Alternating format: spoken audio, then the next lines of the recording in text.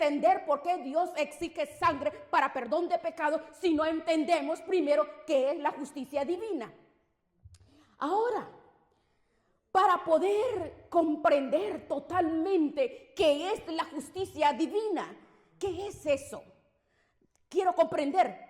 Para comprender la justicia, debemos comprender cuál es el pecado, porque si no comprendemos lo que es el pecado, no vamos a comprender qué es la justicia. Entonces vamos a hablar primeramente del pecado.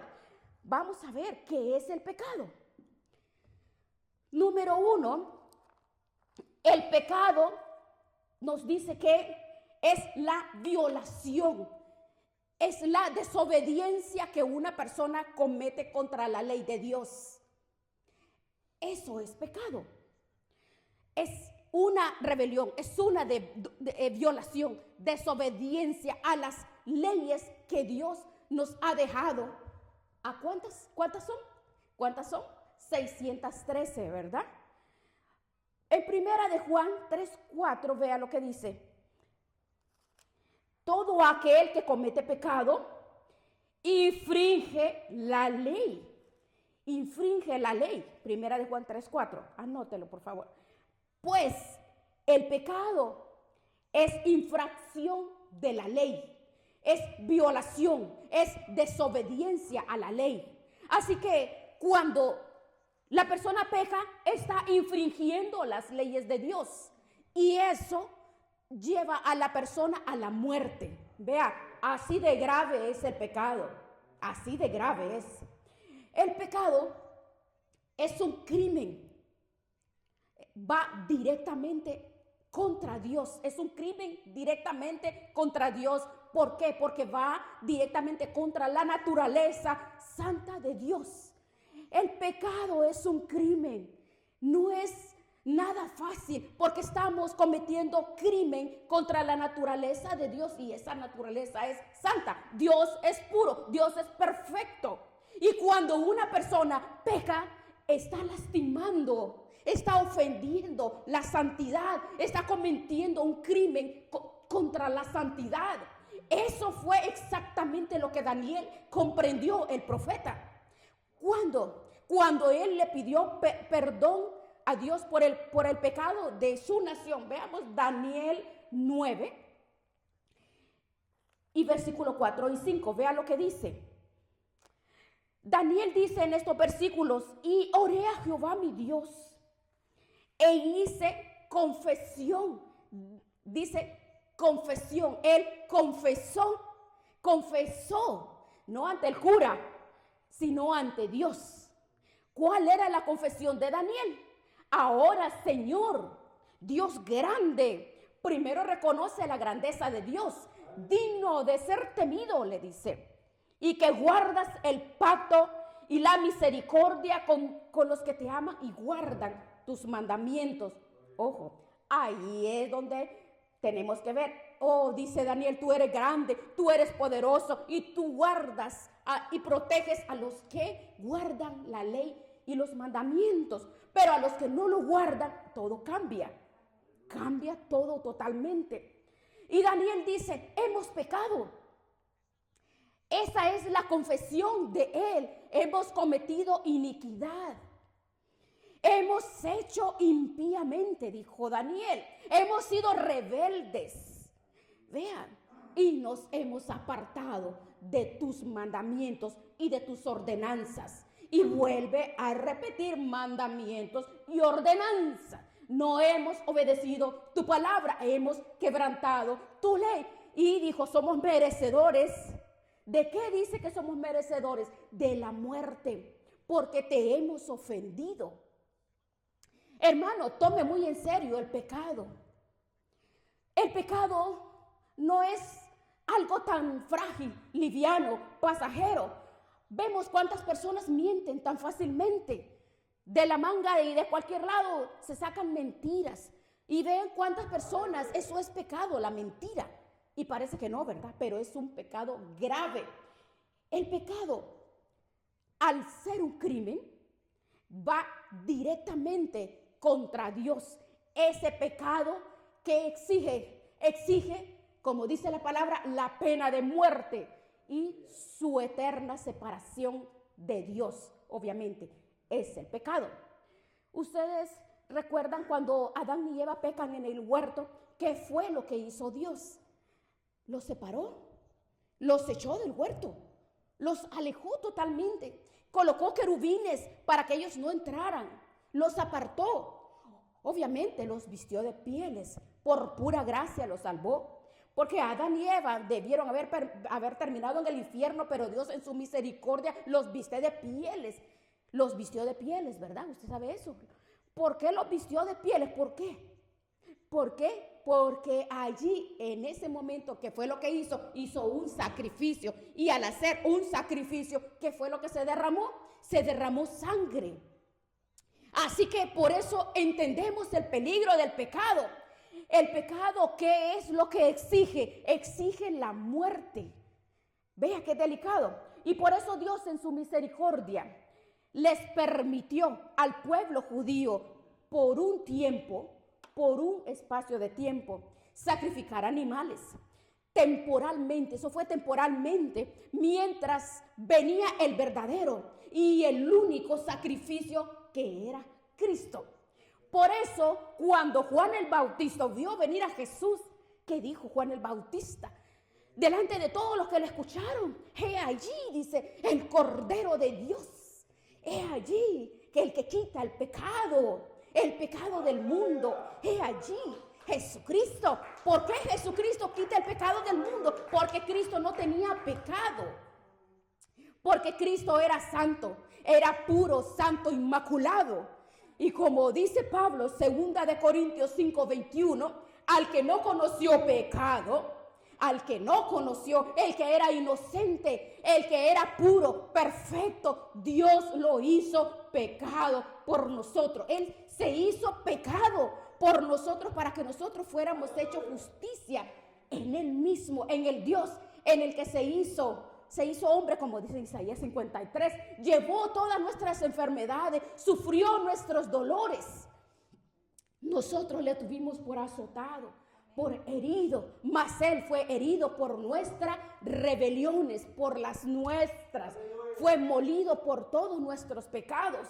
Y dice que el castigo de mi paz y de tu paz fue sobre Él, y por sus llagas nosotros somos curados. Si todos nos descarriamos, dice, todos nos descarriamos, todo el mundo, pero más Dios cargó en Él el pecado de todos nosotros. Mire qué maravilloso, Él llevó nuestra maldad. Así que el pecado, mire, es de prestarle atención. El pecado exige la muerte del pecador. Esto es grave. O la muerte de un sustituto que muera en su lugar. O vuelvo y como dice, la muerte o el pecado. ¿Qué es lo que exige el pecado? El pecado exige la muerte del pecador o de un sustituto que va a sustituir en su lugar, pero no es cualquier sustituto, ¿verdad? Porque supón que usted dice, bueno, yo voy a morir por el pecado de mis hijos. ¿Tú lo puedes hacer? Claro que no. Porque al morir estarías muriendo por tu pecado. Para que una persona muera por el pecado de otro debería de ser perfectamente santo para que pudiera transferir el pecado y pagar la culpa del pecado del cual diga que va a morir por el pecado. Por eso nadie podía pagar el precio. Por eso los sacrificios que se hicieron en el Antiguo Testamento se hicieron temporales. ¿Hasta cuándo? Hasta que viniera un cordero sin mancha, sin contaminación, puro, perfecto, santo, inmaculado, que jamás hubiese cometido un pecado y nunca hubiese quebrantado la ley. Nadie pudo completarlo, nadie lo pudo hacer, solo uno, el Cordero de Dios, Jesucristo, que murió por todos nosotros. Aleluya, mire qué maravilloso. En esa obra redentora, si comprendemos ahora cuál es el valor, o veamos Romanos 3:23. Vea lo que dice Romanos 3:23, ¿qué dice? Por cuantos todos pecaron, todos están destituidos, están echados fuera, sacados de la gloria del Altísimo. Así es, no hay justo, no hay uno, no hay quien entienda, no hay quien busque a Dios, todos se desviaron. Es más, no hay quien haga lo bueno, dice este versículo, no hay ni siquiera uno. Sepulcro abierto es su garganta. Veneno de serpientes hay debajo de sus labios. No conocieron el camino de Dios. No hay verdad. No hay verdad de Dios en esos. Nadie se puede justificar delante de Dios. Ningún ser humano. Nadie, absolutamente nadie. En Juan 3:16, amó tanto al mundo, amó tanto que se hizo, dejó su gloria, se despojó de su gloria, se despojó de su corona. ¿Para qué? Para venir aquí a la tierra como ofrenda, para que todo aquel que cree en Él, en Jesucristo, no se pierda y alcanzáramos la vida eterna. Mire qué maravilloso, porque Jesucristo no vino para condenarnos, sino vino para que el mundo fuese salvo por Él. Qué maravilloso. A mí nadie me quita la vida, sino yo la doy, yo la pongo, yo tengo poder para ponerla, tengo poder para volverla a tomar. Ese mandamiento yo recibí, dice Jesús, yo soy el buen pastor, y el buen pastor su vida da por las ovejas. Mas el asalariado, el que no es el pastor, ve venir el lobo y abandona las ovejas. ¿Por qué las abandona? Porque es asalariado, pero yo soy el buen pastor y yo doy mi vida por las ovejas. Eso es lo que dice Jesucristo. Nadie tiene mayor amor sino que uno ponga su vida por sus amigos, Dice Jesús, a mí nadie me quita la vida, sino yo la doy. Tengo poder para ponerla y tengo poder para volverla a tomar. Mire qué maravilloso. Yo soy el Cordero de Dios, dice Jesús, el que fue inmolado desde antes de la fundación del mundo. Mire qué maravilloso. Antes de que Dios crease lo que vemos ahora, el universo, Dios ya sabía que Adán y Eva iban a pecar. Vamos a leer un segundo punto, veamos. El pecado, ¿dónde tuvo su origen? Cuando el ángel más poderoso en el cielo se rebeló contra su creador. ¿Cómo se originó el pecado? Ya entendemos qué es el pecado, pero ¿de dónde se originó? ¿Cómo vino el pecado al universo? ¿Cómo vino? La palabra me enseña que el pecado tuvo su origen cuando el ángel más poderoso en el cielo se rebeló contra su creador. Ezequiel 28, veamos, 18, Ezequiel 18, 28, Ezequiel 28, 14 y 15. Vea lo que dice aquí, lo que dice este profeta Ezequiel. Tú, querubín grande. Haz de cuenta que el Señor está hablando de un ángel aquí, pero no está hablando de cualquier ángel, está hablando de un ángel gobernante. Un querubín es un ángel que dirige a otros ángeles. Si hablamos en el ejército, sería un ejército para que podamos entender más fácilmente. Tu querubín grande, protector. Yo, dice Dios, te puse en el santo monte de Dios. Allí estuviste en el monte de Dios.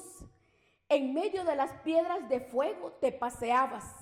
Así que la palabra me dice que no era un querubín cualquiera. Era grande, protector, un líder en medio de todos los ángeles y tenía una misión, proteger el trono de Dios. Esa era su tarea, pasearse por en medio de la presencia de Dios y ¿qué? Cuidar la gloria de Dios, que nada malo se acercara. Perfecto eras en todos tus caminos. Desde el día en que fuiste creado hasta que se halló en ti maldad. Nos damos cuenta que este ángel era increíble, era perfecto, era incomparable. Pero lo que se le olvidó a este ángel se le olvidó algo, se le olvidó que había sido creado. No era Dios, era impresionante todo lo que él era, pero se le olvidó que era creado. El orgullo que entró en este ángel lo llevó a la maldad. Entonces nos damos cuenta del peligro del orgullo. Cuando el orgullo ingresa en el corazón de una persona, peca la persona. El orgullo es un pecado grave. Cuando la persona se siente más espiritual que otros, o cuando mira con desprecio a las personas de su lado, a otros hermanos, o se creen más que los demás, eso a Dios le irrita, le desagrada, porque es un pecado de soberbia. Y dice que la soberbia es pecado. Ahora veamos Isaías 14, versículo 12 al 15. Cuando este poderoso ángel deja entrar la soberbia, el orgullo, la altivez a su corazón, cae. No podemos olvidar y no podemos permitir caer en ningún momento en este pecado. Vea lo que le dice Isaías 14, 12. ¿Cómo caíste del cielo, lucero, hijo de la mañana? Cortado fuiste por tierra. Tú que debilitabas a las naciones, tú que decías, mire, aquí es donde está el orgullo, decías en tu corazón, subiré al cielo. En lo alto, junto a las estrellas de Dios, levantaré mi trono. Y en el monte del testimonio me sentaré a los lados del norte. Sobre las alturas de las nubes subiré y seré semejante al Altísimo. Pero vea lo que Dios le responde también, que se le olvidó quién era y que quería él ser otro Dios. Mas tú derribado eres hasta el Seol, a los lados del abismo. El versículo 15. El Seol, el lugar de los muertos. El orgullo fue el primer pecado que entró a la humanidad. Y el orgullo fue el primer pecado que entró al mundo también. ¿Por qué? Porque este ángel, este querubín del que estamos hablando, trajo el pecado al universo. Aleluya. Este mismo ángel lo metió a la tierra y a toda la humanidad también. Ahora veamos. El pecado fue cuando hizo su entrada al mundo. ¿Cuándo fue? Cuando Adán decidió obedecer a Satanás antes que a Dios. Mire, si no está delicado. Allí, cuando Adán obedece a Satanás, ya había caído, ya no era el querubín hermoso, ahora era un demonio, un ángel caído, era un espanto. ¿Por qué? Porque perdió su belleza, perdió su hermosura. Y por esa razón, ahora lo vemos aquí, que cuando ha caído, no se conforma con caer él, sino que hace caer a los hombres. Y eso es lo que me dice Génesis 3:6. Y vio la mujer que el árbol era bueno para comer. Y escuche esto, escuche. Y que era agradable a los ojos y árbol codiciable para alcanzar sabiduría. Y tomó de su fruto y comió y dio a su marido, el cual también comió con ella. Así que nos damos cuenta que el pecado del hombre fue el mismo. ¿Ve? ¿Qué es lo que querían? Querían ser dioses. Querían conocer el bien y el mal. ¿Qué es lo que más querían? Ellos querían alcanzar toda la sabiduría. Porque Dios les había dicho, coman todo lo que quieran, pero este árbol no lo toquen. Porque el día que ustedes cojan de este árbol van a morir. Pero a ellos no les importó. ¿Por qué? Porque Satanás le dijo, oh, es que Dios es envidioso. A Dios le gusta solo tener el poder, pero a él no le gusta compartirlo. Vean la mentira de Satanás. Bien. ¿Por qué no toman de este fruto? Le dijo el diablo mentiroso. Cuando ustedes toman de este fruto, se van a dar cuenta que Dios es envidioso. Él no quiere que ustedes tengan sabiduría y conocimiento del bien y del mal. Y vienen, comieron. Y ahí es donde viene la desgracia de este planeta. A partir de esa desobediencia se cumple lo que Dios les dijo: morirán. Morirán espiritualmente. ¿Por qué? Porque se van a separar de mí. Recuerda que cuando Dios baja al huerto, el hombre se esconde de Dios. Antes no se escondía, él hablaba con Dios. Pero cuando pecaron, él se escondía. Porque eso es lo que hace el pecado, llena de miedo y se esconde de Dios. Produce miedo. No es lo mismo que pasa con un cristiano que cuando peca y trata de huir, de escapar del pecado. Y Dios le dijo: ese día morirás, espiritualmente morirás. Es la separación de Dios. Quedaron totalmente separados de la gloria y la presencia de Dios. Poco a poco comenzó a suceder lo que Adán y Eva empezaron a envejecer, porque ellos iban a vivir eternamente. Y al pasar los años empezó Adán a darse cuenta que le dolían los huesos, que le dolía la columna y que empezó a envejecer, vivía enfermo. Poco a poco, así como lo que nos acontece a todos nosotros, hasta que murió. Entonces, ¿qué nos damos cuenta? La muerte vino por ambos lados, la muerte espiritual primero y eventualmente la muerte física. Así que las dos muertes son causa de una palabra que estamos viendo aquí, que estamos viendo en esta enseñanza. ¿Cuál es? Del pecado. Así de grave es el pecado. Número 4, veamos. La desobediencia de Adán, veamos.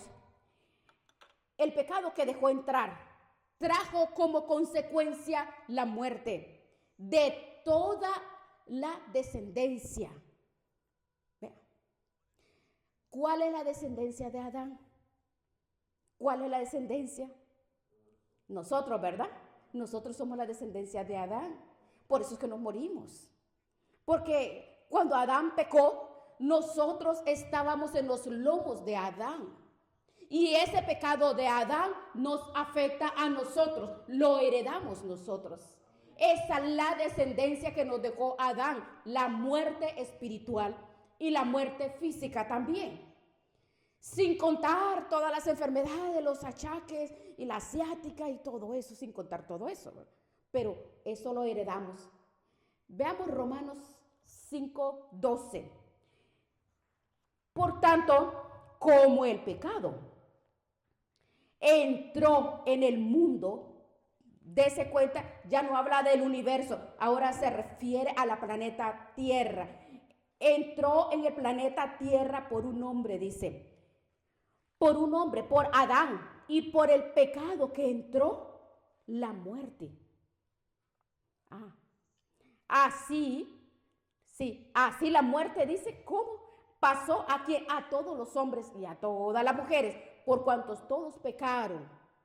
Todos. Vean.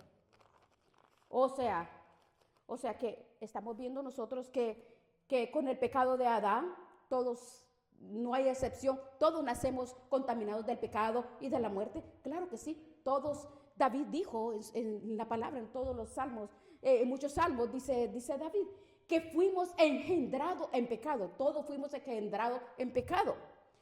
Todo. Por muy, bueno, usted mira a los niños y qué hermoso, pero todos dice que fuimos concebidos en pecado. Cuando una persona nace muerta espiritualmente. Pues claro que sí. ¿Por qué?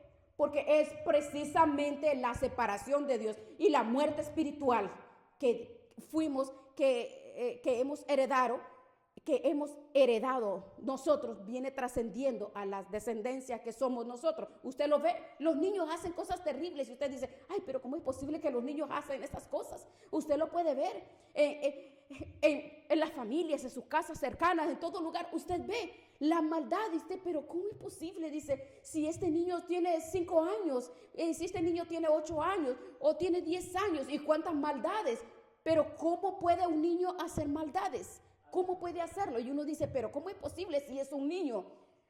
Pero es que la descendencia esa es la naturaleza del hombre. Pero entonces aquí así es como nosotros vemos ¿quién le enseñó? ¿Quién le enseñó? Por eso, ¿verdad? Gloria a Dios que nosotros traemos, ya hemos alcanzado un nivel diferente y empezamos nosotros a ayudar y a levantar, porque todos esos niños pequeños que usted ve, no, hermanos, estamos en tiempos tan difíciles, estamos viendo las familias cómo se están desintegrando. ¿Por qué? Por la maldad. Pero ¿quién les ha enseñado a la violencia, a la maldad? ¿Quién les enseñó a robar? ¿Quién les enseñó a decir malas palabras? ¿Quién les enseñó a hacer cosas que, Dios mío, es sorprendente? Porque ya viene en la naturaleza. Así es, el pecado es grave. El pecado es grave, hermanos. Ahora, vemos en este estudio, ¿por qué? Porque debemos de considerar que el pecado no es nada liviano. El pecado lleva a las personas a la muerte. Por eso es que tenemos que compartir estos mensajes a las personas, porque el pecado entró por un hombre que es Adán. El pecado entró a la tierra por un hombre y por el pecado entró la muerte. Así la muerte pasó a todos los hombres, por cuanto todos pecaron y todos están destituidos, dice, de la gloria de Dios. Entonces, tenemos que nosotros ser conscientes, porque la verdad es, las personas fácilmente, no, es un pecado, pecados pequeños, mentiras blancas. No, tenemos que tener claro cuál es el pecado, qué es el pecado, cómo podemos ilustrar qué es el pecado. Pero para poder entender qué es el pecado, debemos ilustrar bien qué es la justicia divina, para poder comprender por qué Dios exige sangre para perdonar los pecados. Tenemos que entender primero la justicia divina y el pecado, que es el que acabamos de ver. Primero el pecado, ahora vamos a ver la justicia divina. ¿Qué es la justicia divina? ¿Qué es para usted la justicia divina? ¿Qué es la justicia y santidad de Dios? ¿Qué es? No le permite pasar por alto el pecado, la justicia de Dios. ¿Ve lo delicado que es el pecado? La justicia de Dios y la santidad de Dios, porque Dios es santo, 3 veces santo. No le permite pasar por alto el pecado. Mire, Dios no le va a decir al pecador, ay, sí, usted mire cómo, ay, sí, claro, le voy a dejar pasar esta, sí. No, usted, yo sé, no, bebe, pase, va para el cielo. Le voy a dejar pasar esta mentirita, le voy a dejar pasar este pecadito. No, va para el cielo, pase. ¿Usted cree que sí? Nosotros sí lo hacemos. Pero Dios es puro, es perfecto, que cuando alguien quebranta su ley, lo obliga. Mire, preste atención, lo obliga. Dios se ve obligado. ¿A qué? A condenar. ¿Al qué? ¿A condenar el qué?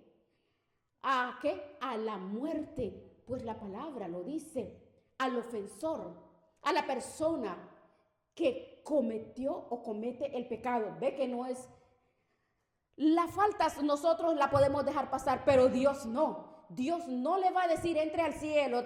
Nadie, ve, métase por aquí, que nadie lo vea, que no lo vean nosotros ángeles. Métase para acá, porque yo sé que usted es bien mentiroso. No, métase por acá. No, la justicia de Dios no permite pasar nada. Una persona pecadora que va ante Dios para juicio, Dios obligatoriamente lo tiene que, ¿cómo? Declarar, o sea, condenar a la muerte.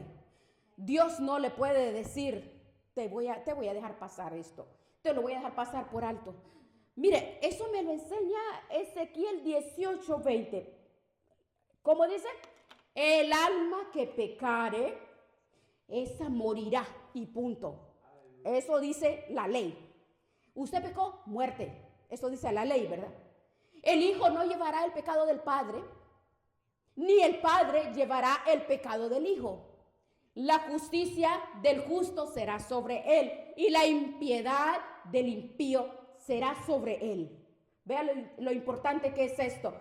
En pocas palabras dice el Señor, el papá no va a cargar el pecado del hijo, ni el hijo va a cargar el pecado del padre. El que pecó y va a morir. Eso dice la ley. Por eso es que nadie puede salvarse por medio de la ley, Porque por medio de la ley es el conocimiento del pecado. Es imposible salvarnos por medio de la ley. La ley lo encierra todo bajo pecado. ¿Para qué? Para llevarnos a Cristo. Mire, qué bello. Una persona se mete a la ley y dice, no mentirás, no codiciarás, que cuántas cosas más, no robarás, ¿verdad? Entonces la persona dice, estoy perdido, ¿qué voy a hacer? Todo lo que dice no harás, no harás y no harás, pero la ley dice, la única salida que tienes es ir a la cruz de Cristo y pedir que ayude. La cruz de Cristo. En Cristo Jesús tenemos redención, en Él tenemos salvación. Pero veamos, segundo, la justicia de Dios, la justicia divina, exige la muerte del pecador o de un sustituto, ¿verdad? Así dice, que esté dispuesto a morir en su lugar. Eso hace la justicia divina. Como Dios sabe que todos somos pecadores. Nadie es justo, ni siquiera uno. Entonces, Dios nos dejó la salida perfecta, Cristo Jesús. Por eso la palabra dice, Cristo es el Cordero de Dios que quita el pecado, no lo tapa, lo quita. Por eso la palabra dice que Cristo se hizo maldición por nosotros. Cristo cargó toda nuestra maldad para salvarnos. Qué hermoso, ¿verdad? Así que vemos que la justicia divina exige la muerte del pecador. Pero Dios no quiere que muramos todos. Entonces Dios en su misericordia se hizo hombre. Isaías 53, usted lo puede ver. Juan 3:16. ¿Para qué? Vino a demostrarnos su amor, a salvarnos, a liberarnos del pecado, de la maldición. Juan 10:11. Yo soy el buen pastor, dice Jesucristo, y el buen pastor su vida da por las ovejas. Pues era normal que las ovejas murieran por el pastor, ¿verdad? El pastor tenía hambre, mataba a la oveja y se la comía, pero Jesucristo murió por las ovejas. Romanos 5:8. Mas Dios muestra su amor para con nosotros en que siendo aún pecadores, Cristo, aleluya, murió por nosotros. Cristo murió por nosotros, aunque nosotros, ¿qué éramos nosotros? Éramos pecadores. Mire, qué hermoso. Sí, en Juan 15, vea Juan 15:13, dice que nadie tiene mayor amor que uno ponga su amor, su vida por sus amigos. Dese cuenta que el Señor murió por nosotros y nosotros no lo merecíamos, pero Él murió para justificarnos a nosotros. Mire qué hermoso. ¿Y para qué? Para liberarnos de la maldición. ¿De qué? Para reivindicarnos en su justicia y en la santidad de Él.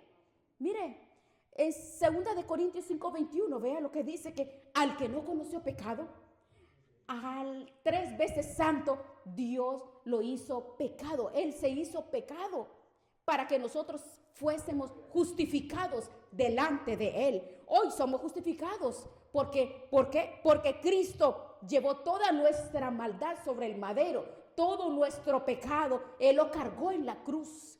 Ahora nosotros somos libres porque Cristo es el sacrificio perfecto. Por eso es que Dios no puede perdonar pecados a menos que haya derramamiento de sangre. Aleluya. Sin sangre, dice, sin sangre derramada no hay remisión de pecado. No hay. Por eso no podía Dios perdonar haciendo como ahora, ¿verdad? Que tantas Ave Marías y vaya tantos Padre Nuestros y no. Eso no. Con himnos de alabanza, eso era lo que antes nos enseñaban a nosotros. Vaya y rece tantos Padre Nuestros, tantas Ave Marías. No, Dios no puede perdonar eso, aunque se metan en un ayuno de tantos meses o un año, como sea. La única forma para recibir ese perdón es a través del sustituto que murió por nosotros. Pero no puede ser cualquier sustituto. Tiene que ser un sustituto perfecto, que no tuviese pecado, que fuera inmaculado. ¿Para qué? Para que Él pagara por nuestro pecado. Porque si no, de lo contrario, si hubiera sido un sustituto cualquiera, ese sustituto hubiera muerto por su propio pecado. Por eso era necesario que Cristo viniera a este mundo santo, sin mancha y sin arruga, perfecto, para poder llevar nuestras enfermedades, sufrir nuestros dolores y que nosotros lo tuviésemos por herido de Dios y abatido, que fuese herido por nuestras rebeliones, molido por nuestros pecados. Cada vez que Él recibió un azote, lo recibió por ti, por mí. Cada vez que Cristo recibió uno de esos clavos en sus manos, lo recibió por ti, por mí. Cuando le metieron la lanza en su costado, lo recibió por nosotros. Cuando fue sepultado, lo hizo por nosotros. Todo lo que Jesús sufrió, la corona de la espina, todas las bofetadas, toda la burla, el castigo terrible que le hicieron, lo hizo por ti, por mí, porque nos ama. Ahora Él quiere que nosotros le correspondamos. ¿Cómo? Obedeciéndole a Él, viviendo la vida que Él quiere que vivamos conforme su palabra, conforme su santidad. ¡Qué hermoso! Ahora, sabiendo todo eso, lo que hemos visto hasta este momento, lo que estamos viendo del pecado y de la justicia de Dios, y nosotros elegantemente pecamos como que si fuera cualquier cosa, dice que esa persona está cometiendo un crimen contra el mismo Dios y está pisoteando la sangre de Cristo. Está burlándose de la muerte de Cristo. No está valorando la sangre de Cristo. Y la palabra dice que el que pisotea la sangre de Cristo, ¿qué es lo que dice? Por testimonio de 2 o 3 muere irremisiblemente. No podemos pisotear la sangre de Cristo. No hay forma. ¿Ve que si es delicado? No hay forma de pisotear la sangre de Cristo. Porque cuando a Moisés se recuerda que le dijo, pon la sangre en los dinteles de la puerta cuando él iba a pasar el ángel de la muerte. Horrenda cosa es caer en manos de un Dios vivo. Pusieron sangre en los dinteles para acá, para arriba y a los lados, pero no abajo, para no pisotear la sangre de Cristo. Porque cometer pecado es pisotear la sangre de Cristo. Y no la vamos a resolver con una oración. Las consecuencias son terribles. Aquel que pisotea la sangre de Cristo. Así de que nosotros como humanos fallamos, nos equivocamos.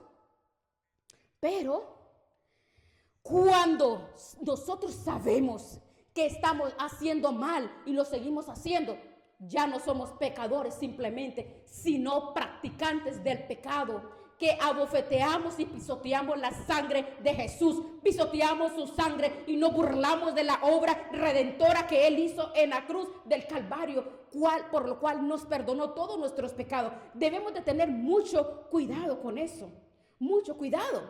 Nuestro Señor Jesucristo de manera voluntaria se ofreció a morir en nuestro lugar para que el perdón de Dios pudiera venir sobre nosotros. Mire qué hermoso. Bien, vemos entonces que nuestro Señor Jesucristo, Él dice que Él es Dios. Se despojó de su gloria, se despojó de su corona real, se hizo humano como nosotros, vino a la tierra con una misión, a morir en la cruz, a morir, a hacer la voluntad de Dios, porque se convirtió en hombre, porque la comida de Jesús dijo era hacer la voluntad de Dios, porque recuerde, hablando de Jesucristo hombre, porque Jesucristo es Dios, pero Él como hombre se sujetó a hacer la voluntad del Padre, la voluntad de Dios siendo como hombre, porque Él se despojó de su gloria. Veamos primera de Juan 1, del 5 al 9.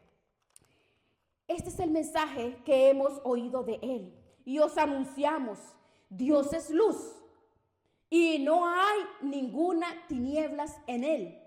Dios es luz y no hay ningunas tinieblas. Si decimos que tenemos comunión con Él y andamos en tinieblas, mentimos y no practicamos la verdad. Pero si andamos en la luz, como Él está en la luz, tenemos comunión unos con otros. Y la sangre de Jesucristo, su Hijo, nos limpia de todo pecado. Se da cuenta que es inevitable pecar, ¿verdad? Pero tenemos que hacer el esfuerzo, el sacrificio de no hacerlo voluntariamente, que pequemos por error, no porque lo queremos hacer, como muchos allá se tiran canitas al aire y después por mi culpa, por mi gran culpa. No, eso no sirve de nada. El único pecado que Dios perdona es cuando se hace el pecado sin querer. Pero cuando dice, ay, ¿qué hice? Ay, cometió el error, ¿qué hice? Este pecado llega al perdón. La santidad llega pulida, pulida y pulida. Así como el santo Job, que él dice que hizo un pacto con sus ojos para no mirar con codicia sexual a las mujeres. Dice Job, hice un pacto con mis ojos. ¿Cómo he de ver a una virgen? ¿Cómo la he de desnudar con mi mirada? Hasta allá llegó este varón de Dios, a cuidar hasta sus miradas, a no andar morboseando con la vista, ¿verdad? Veamos, versículo 8, si decimos que no tenemos pecado, 1 Juan 1:8, recuerden, nos engañamos a nosotros mismos y la verdad no está en nosotros. Pero si confesamos nuestros pecados, Él es fiel y justo para perdonar todos nuestros pecados y limpiarnos de toda maldad. Qué hermoso. Y limpiarnos de toda maldad. Ahora, veamos ahora, las consecuencias del pecado son tan graves que solo la sangre puede reivindicar la justicia de Dios. Solo la sangre es la única que aplaca la ira de Dios. La sangre, así de grave es el pecado.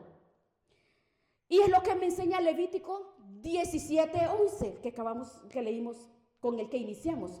Porque la vida de la carne en la sangre está.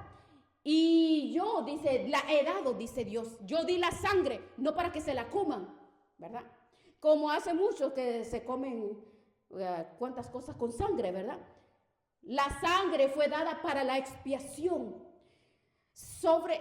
¿Por quién? Por nuestras almas. La sangre hará expiación por las personas. Entonces ve que la obra maravillosa, la sangre de Jesucristo, conociendo, veamos en Hechos 15. En Hechos 15 nos habla de la sangre de un animal ahogado. Dice que la sangre está dentro del animal, por eso no se puede comer cosas con sangre, no se puede comer. No podemos nosotros. Pues hay una comida que se llama la morcilla, creo. Eso es de sangre son. Pues la palabra me describe que no podemos comer sangre nosotros. La palabra nos dice, bueno, cada quien que lo hace, ¿verdad? Pero, aunque dice usted puede, pero Pablo dice que todo es santificado con la oración. No, bueno, sí, así dice que es santificado, pero lo que nos deja ver a nosotros, lo que el Espíritu Santo habló cuando en el concilio de Jerusalén, ¿qué fue lo que dijo el Espíritu Santo? El Espíritu Santo ordenó que la sangre no se puede comer. Entonces, pues las escrituras nos enseñan, y es así como aprendemos, como nos viene mostrando, ¿verdad? Que pues hay muchas personas que comen cosas con sangre, pero la escritura dice que no debemos de comer sangre. La escritura lo dice. Y veamos, la sangre que Jesucristo derramó en la cruz, ¿qué ha traído? ¿Qué trajo a nuestras vidas? Trajo perdón, trajo salvación. Esta es la verdadera razón por la cual Dios exige sangre, porque a través de la sangre de Jesucristo tenemos perdón y tenemos salvación también. Así de valiosa es la sangre. 1 Corintios 6, veamos. 9. ¿No sabéis que los injustos no heredarán el reino de Dios? Los injustos no van a ir al cielo. nunca van a entrar al cielo. No erréis. ¿Quiénes son los injustos?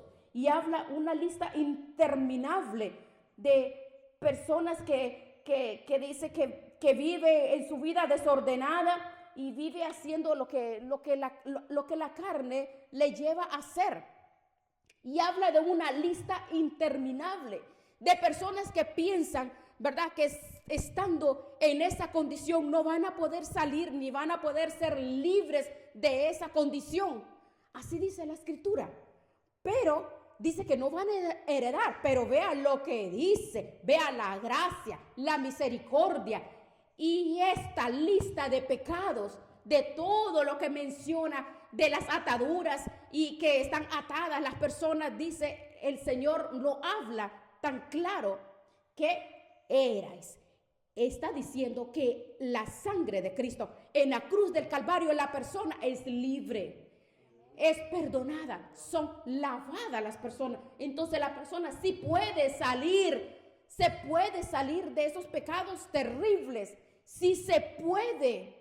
Entonces esa es una buena noticia, una buena enseñanza que le podemos llevar, porque hay personas que dicen, y es que soy tan malo y tan mala que no creo que Dios perdone todas las fallas que yo he cometido. No, claro que sí, porque cuando dice, así que si llegas a Cristo, todas las cosas son nuevas.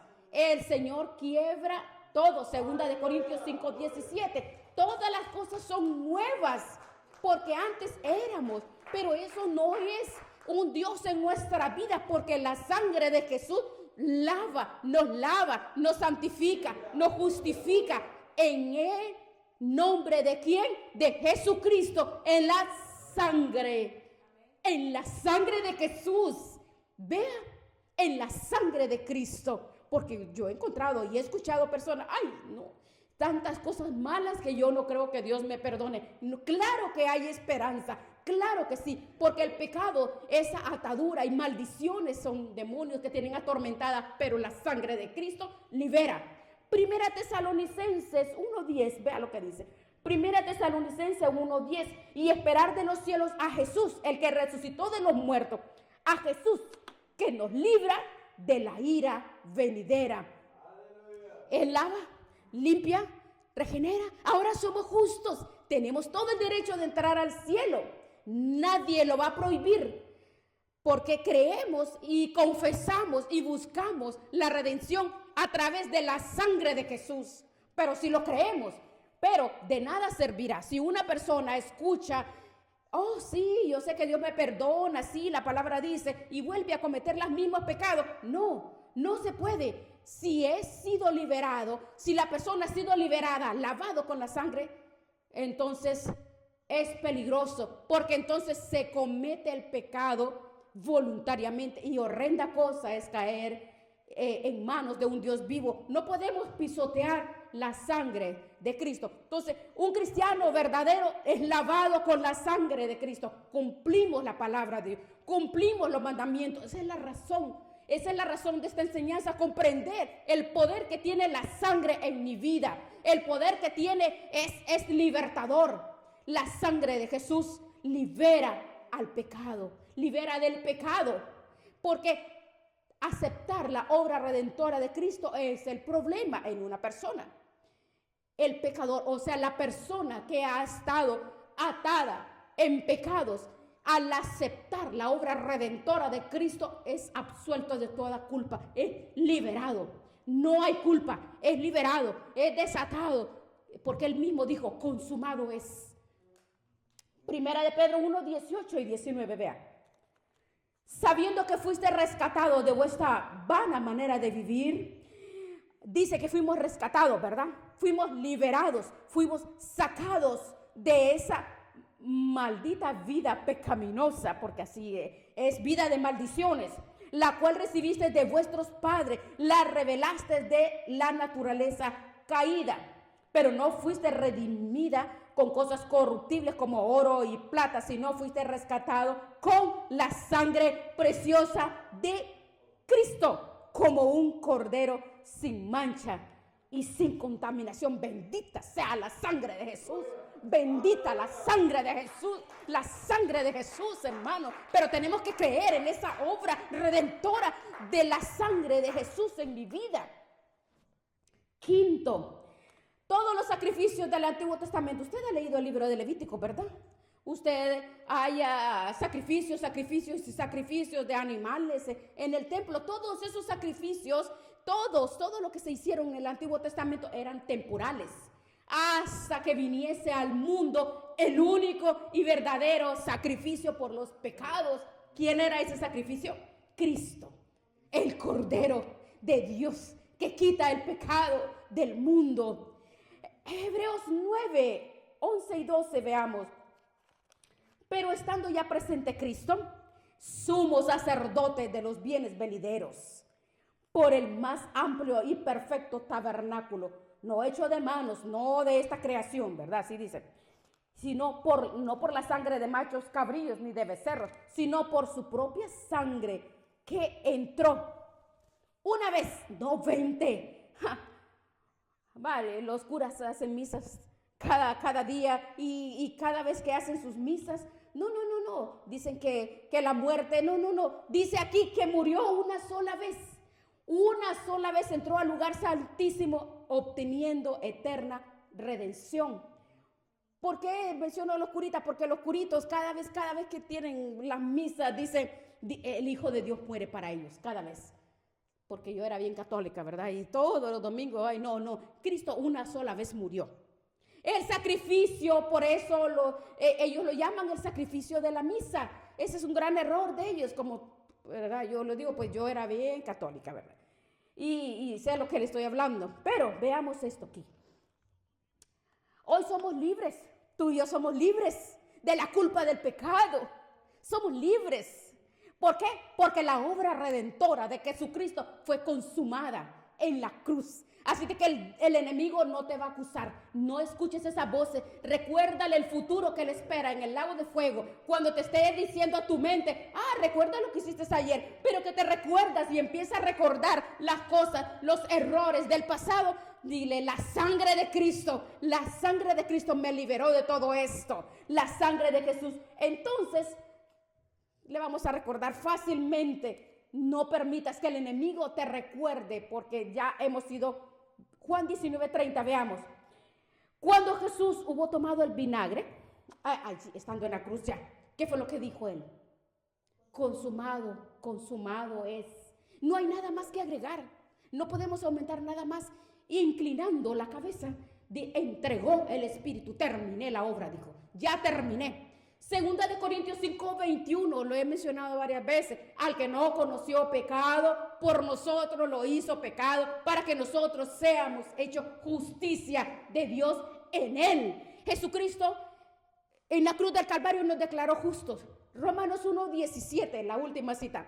Porque en el Evangelio, a través de la predicación de la palabra que hoy está escuchando, la justicia de Dios se revela por fe y para fe, como está escrito. Está escrito, el justo por la fe vivirá. El justo por la fe vivirá. El justo vivirá por la fe. Tenemos que creerlo. Tenemos que creer. Vamos a darle gracias al Señor. Vamos a darle gloria y honra y alabanza al Señor esta noche.